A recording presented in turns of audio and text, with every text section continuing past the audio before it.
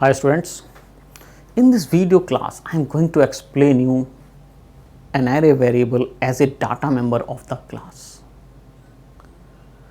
We can also declare array as a data member, and through the functions, with the help of different function, we can access that data member.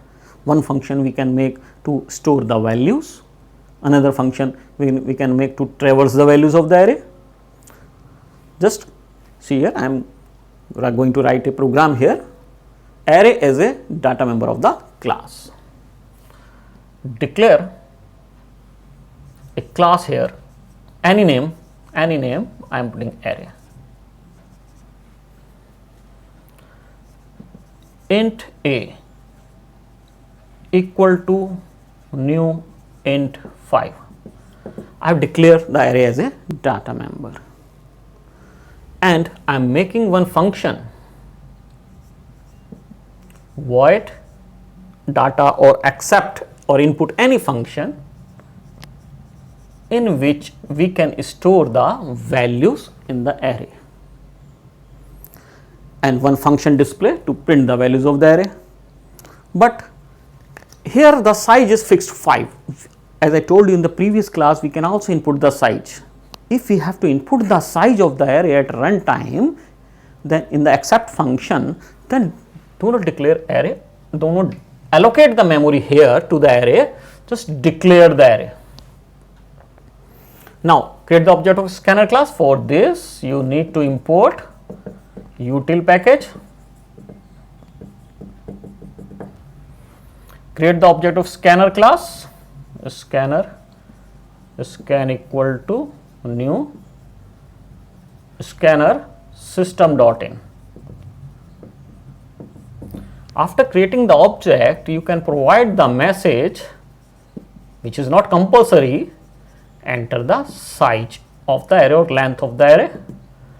You can declare a variable here, n equal to scan dot next int, and now here you write the statement a equal to new int n. Now do not use square bracket here, because a variable is already we have declared as a data member, it is an array variable, already we have put a square bracket. Here only a variable you have to use. Do not write again int a. If you use int a square bracket, it will become a local variable, local array variable of this function accept. So once it is declared, only a variable you have to use. So memory will be allocated at runtime. Now you can input the values. Again give the message, enter values. With the help of loop, you can input the values. Int I equal to 0, I is less than a dot length, I plus plus, ai equal to scan dot next int. So accept function or input function is now ready. Scanner class object is created, size you have to input, allocate the memory to the array, and then enter the values. Message will appear. You can input the number of values in the array according to the size. Again one more function you can make to print the values. You can make display function which will print the values of the array. Using loop you can print here. I am making for int I equal to 0, I is less than a dot length, I plus plus, system dot out of println ai this way. So second function is also ready to print the values. Now we have to create a main function. In the main function we will create the object of class name array, any name you can with the name which you have provided here. We have to create the object of that class, and we have to call the function accept and display. So I am making main function here, public static void main string arguments. It is also string array. From here create the object of the class name is array, array obj equal to new array. From with the help of this object, call the function accept first of all, then call the function display. Close the class. This is the end of the main function, this is the end of the class, end of the class. So, you have to execute main function. Through main function, you can access the functions of the array. So, when you run this program, run the main function, first of all accept function will be called to input the size and values, and display function will print the values. Let us continue with the same program. If we have to find the biggest number from the array.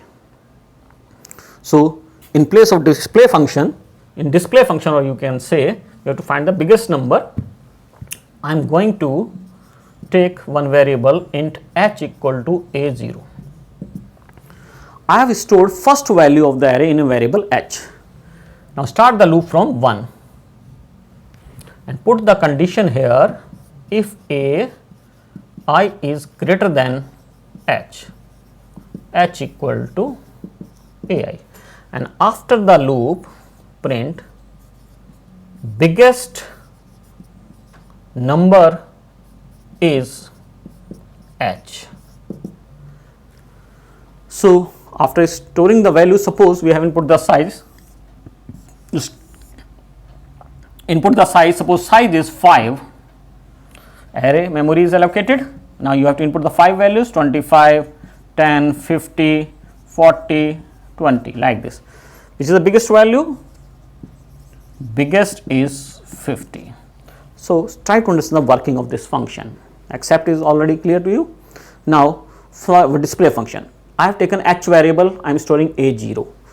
A0 means at 0 index, 1 index, 2 index, 3 and 4. These are the values at 0 index. So, h will be 25. Start the loop from 1 up to the length. Now, if a1 is greater than h, 10 is greater than h, no, h will not be replaced. Second time, I will become 2. A2 is greater than h, yes, A2 is greater than h. 50 is greater than 25, h will become 50. So, 50, h will be 50 now. Next time, 40, A3 is greater than h, A3 means 40 is greater than h, the value of h, no, 40 is not greater. Next time I will become 4, so A4 20 is greater than 50, no, so loop will be terminated, and finally the value of h will be printed, biggest number is 50, biggest number is 50 will be the output. If you have to print the index of the biggest value, then take one more variable p to store the position or index.